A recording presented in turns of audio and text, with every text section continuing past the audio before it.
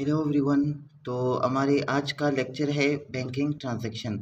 Banking transaction के problem solve करने से पहले हमें समझना चाहिए कि बैंकिंग ट्रांजैक्शन क्या होता है, इसके क्या फंक्शंस हैं और इसके अंदर क्या-क्या चीज़ें आते हैं। हमें ये सारी चीज़ें समझने चाहिए ताकि हमारा बेसिक कंसेप्ट क्लियर हो जाए, फिर जाके हम इसके प्रॉब्लम के सॉल्यूशन कर लेते हैं।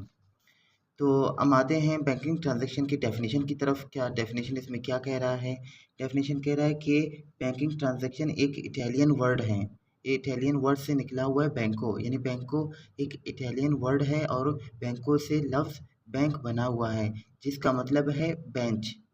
यानी पिछले ज़माने में किस तरह होता था कि बैंक वाले जो बंदे थे वो मार्केट में एक बेंच पे बैठकर पैसों का ट्रांजैक्शन कर लेते थे।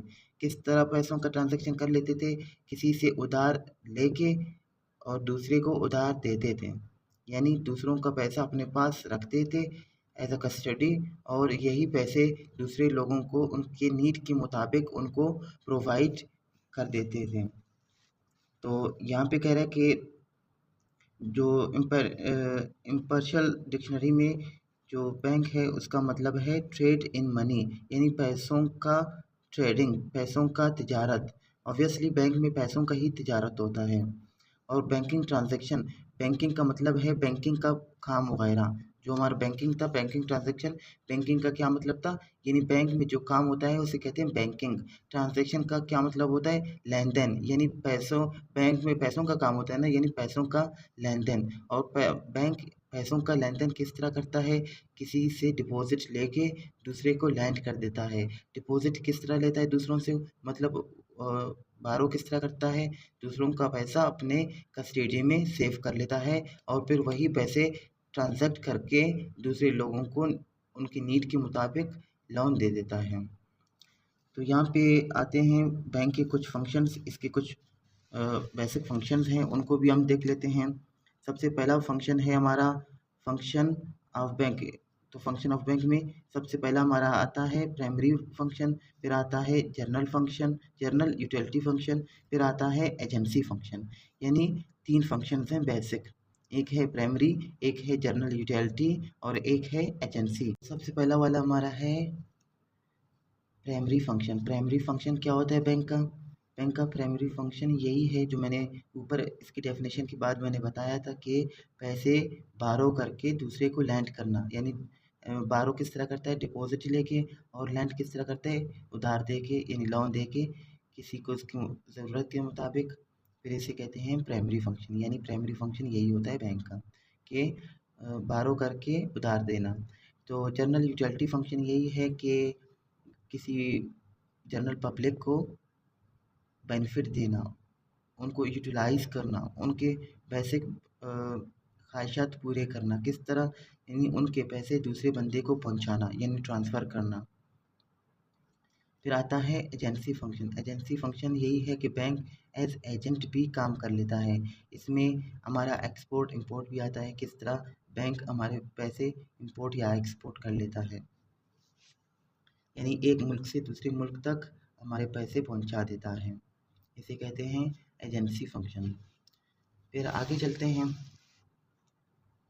और ये इंश्योरेंस का भी काम करता है। यहाँ पे एजेंसी फंक्शन में इंश्योरेंस भी देता है लोगों को, उनको इंश्योरेंस भी देता है उनकी चीज़ों के मुताबिक, या उनकी लाइफ इंश्योरेंस होता है। जो भी इंश्योरेंस के टाइप्स होते हैं वो भी इसमें आ जाते हैं। फिर आते हैं हमारे रिसेप्ट ऑफ डिपॉजिट। हमारे डिपॉजिट करने के कुछ रिसेप्ट्स होते हैं कि हम किस तरह अपने पैसों को डिपॉजिट कर लेते हैं। Commercial bank receives money on 3 accounts. यानी एक कमर्शियल बैंक 3 तरीकों से हमारे पैसों को अपने पास रख देता है। किस तरह?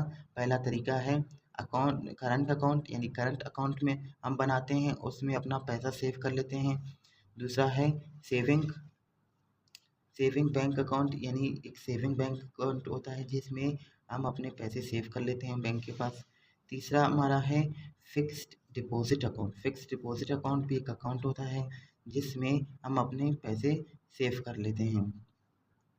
तो अभी हम देखते हैं कि करंट अकाउंट क्या होता है, सेविंग अकाउंट क्या होता है, या फिक्स्ड डिपॉजिट अकाउंट क्या होता है। In case the customer allowed to deposit or withdraw money as and when he likes, यानी जो बंदा जिस जिस टाइम अपना पैसा डिपॉजिट भी कर सकता है और जिस टाइम वो चाहे निकाल भी सकता है, तो उसके लिए उसको अपने पैसे करंट अकाउंट में डालने चाहिए। ठीक है। ही मे इशू द डिपॉजिट और withdraw money several times in a day with likes, यानी जब वो पसंद करें, जब वो उसे लाइक हो, दिन में कितनी भी दफ़ा अपने पैसे निकाल भी सकता है और डिपॉजिट भी कर सकता है अपने नीड के मुताबिक। Usually the businessman open this type of account, यानी अक्सर हमारे जो बिजनेसमैन हैं वो यही अकाउंट अपना ओपन करते हैं। बिजनेसमैन क्यों? क्योंकि बिजनेसमैनों का यही काम होता है कि पैसे उनको अर्जेंटली ज़रूरत भी होता है तो वो निकाल भी देते हैं या डिपॉजिट भी कर लेते हैं, इसीलिए अक्सर हमारे बिजनेसमैन अपना करंट अकाउंट खोल देते हैं। No interest is allowed by first class bank on current account deposit, but some banks do allow interest in case the bank does not fall below a certain minimum limit. ये इसमें bank कोई भी interest allow नहीं करता, यानी जो भी इसमें पैसे जमा करता है उसको कोई इंटरेस्ट नहीं मिलता।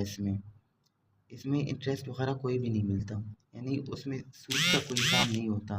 डायरेक्ट पैसे अपने जमा करना और फिर अपने पैसे निकालना, इसमें कोई सूद का काम नहीं है, यानी इंटरेस्ट का काम नहीं है। तो हमारे सेविंग बैंक अकाउंट है, इसको देख लेते हैं। और सेविंग बैंक अकाउंट को profit and loss sharing account भी कहते हैं।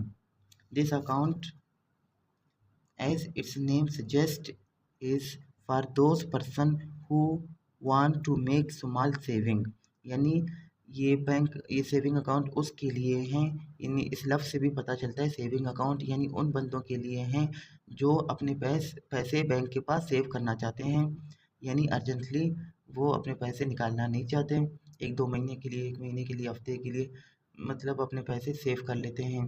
इसके कुछ अपने भी रूल्स रेगुलेशन होते हैं सेविंग अकाउंट के, इसके निकालने के, जमा करने के भी कुछ रूल्स होते हैं।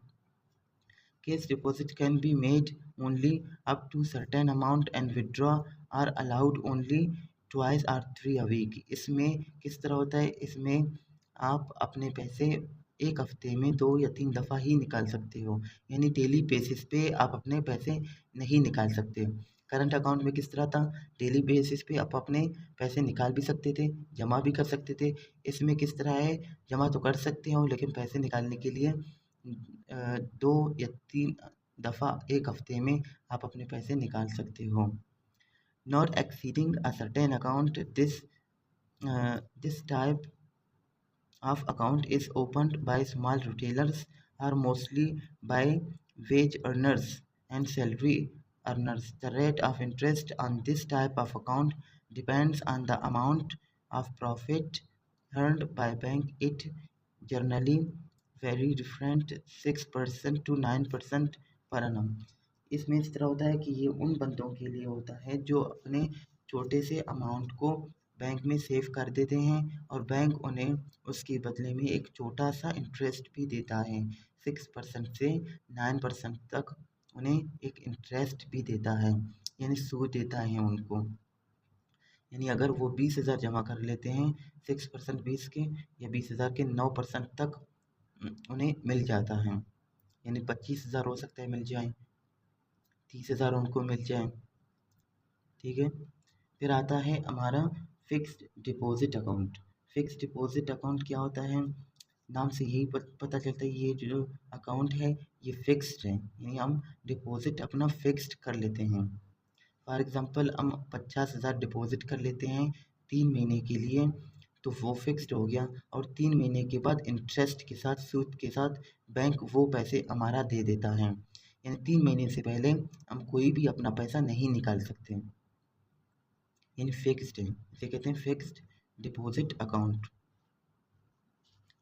तो फिर आगे चलते हैं इनके कुछ डिफ्रेंशिएशन की तरफ कि करंट अकाउंट, डिपॉजिट अकाउंट या सेविंग अकाउंट, इसके क्या डिफ्रेंशिएशन है, हम उनको देख लेते हैं। पॉइंट्स ऑफ डिस्टिंक्शन, यानी उनके फ़र्क के कुछ पॉइंट्स हैं वो हम देख लेते हैं। पॉइंट ऑफ डिपॉजिट, अभी देखते हैं इन तीनों अकाउंट में डिपॉजिट किस तरह होता है। No fix deposit, in fixed नहीं, डिपॉजिट जितना भी चाहे कर सकते हो करंट अकाउंट में, कुछ भी फिक्स्ड नहीं है। और डिपॉजिट डिपॉजिट अकाउंट में अमाउंट हमारा फिक्स्ड होता है, इन फिक्स्ड अमाउंट ही हम जमा कर सकते हैं। ऐसा नहीं है 20,000 जमा किया, कल को दोबारा 20,000 जमा किया, परसों दोबारा 30,000 जमा किया, यानी इस तरह हम नहीं कर सकते हैं। यानी एक दफ़ा एक टाइम के लिए हम अपने अमाउंट को जमा कर लेते हैं। Saving account, no fixed period, इसका भी कोई फिक्स्ड पीरियड नहीं होता करंट अकाउंट की तरह, लेकिन इसका फिक्स्ड होता है। नंबर ऑफ डिपॉजिट्स, यानी कितना हम डिपॉजिट कर लेते हैं। No limit to number of deposit, यानी कोई भी डिपॉजिट का कोई नंबर नहीं है, जितना भी चाहें हम डिपॉजिट कर सकते हैं। Deposits can only be one, यानी एक दफ़ा ही डिपॉजिट हो सकता है, चाहे 1 लाख है, 2 लाख है, 3 लाख है, एक दफ़ा ही हो सकता है deposit. No limit to number of deposit, इसमें भी सेविंग में भी कोई नंबर नहीं होता, कोई अमाउंट फिक्स नहीं होता, जितना चाहें आप डिपॉजिट कर सकते हैं। कुछ आज कर लें, कुछ कर लें, हो सकता है। Time and number of withdrawal, यानी कितना टाइम हम विड्रॉ कर सकते हैं। Can be made any time during business horse, यानी जो भी हमारे बिजनेस हॉर्स के टाइम्स हैं हम अपने पैसे निकाल सकते हैं, यानी जब चाहें हम अपने पैसे डेली के हिसाब से निकाल सकते हैं। किसमें? करंट अकाउंट में। तो इसमें किस तरह है फिक्स डिपॉजिट अकाउंट में? फिक्स डिपॉजिट अकाउंट में कह रहे हैं कि can be made only after the expiry of fixed period, यानी जो हमारा फिक्स्ड पीरियड है, जब तक वो हमारा फिक्स्ड पीरियड पूरा नहीं होता हम अपने पैसे बैंक से नहीं निकाल सकते हैं। Can be made 1 or 3 a week, यानी एक हफ्ते में 2-3 दफ़ा ही हम पैसे निकाल सकते हैं सेविंग अकाउंट से। Rate of interest, rate of interest में किस तरह होता है? रेट ऑफ इंटरेस्ट यानी करंट अकाउंट में नो इंटरेस्ट, यहाँ पे कोई इंटरेस्ट नहीं मिलता, क्योंकि इसका डेली हिसाब से पेमेंट और विड्रॉ करते हैं, तो इसका कोई इंटरेस्ट नहीं होता। आई रेट ऑफ इंटरेस्ट, इसका बहुत ही आई रेट ऑफ इंटरेस्ट होता है, क्योंकि इसका अमाउंट एक दफ़ा ही डिपॉजिट होता है और फिर एक अपने एक्सपायरी डेट के बाद ही पैसे निकाल सकता है। फिर सेविंग में किस तरह होता है? सेविंग में स्मॉल रेट ऑफ इंटरेस्ट, इसका छोटा सा इंटरेस्ट होता है। ऑपरेशंस, इसके क्या ऑपरेशन होते हैं, क्या काम होते हैं, किस तरह काम करते हैं? नॉर्मली ऑपरेटेड बाय चेक्स, इन चेक की तरह चेक से हम अपने पैसे निकाल सकते हैं नॉर्मली, एक आसान तरीका है। नो चेक्स आर इशूड, इसके लिए कोई चेक हमें इशू नहीं किया जाता। और फिर हमारा तीसरा आता है saving bank account. Saving bank account में किस तरह होता है? चेक्स आर नॉर्मली यूज्ड, इसमें भी चेक नॉर्मली इस्तेमाल होता है। क्यों? क्योंकि एक हफ्ते में 2-3 दफ़ा पैसे निकाल सकते हो, इसके लिए भी चेक है, क्योंकि डेली के हिसाब से पैसे निकाल सकते हो या विड्रॉ कर सकते हो, तो इसका कोई चेक नहीं है। क्यों? क्योंकि इसका पीरियड जो है फिक्स्ड होता है, ऐसा नहीं है क्या हम डेली के हिसाब से चेक लिख के अपने पैसे निकाल दें। Thank you so much. अगर मेरा वीडियो आप लोगों को अच्छा लगा है तो लाइक एंड सब्सक्राइब ज़रूर कर लेना। तो अगले वीडियोस में हम मज़ीद इसके कुछ और भी चीज़ें पढ़ेंगे और फिर इसके प्रॉब्लम सॉल्यूशन भी कर लेते हैं। तो आज के लिए अल्लाह हाफ़िज़, थैंक यू।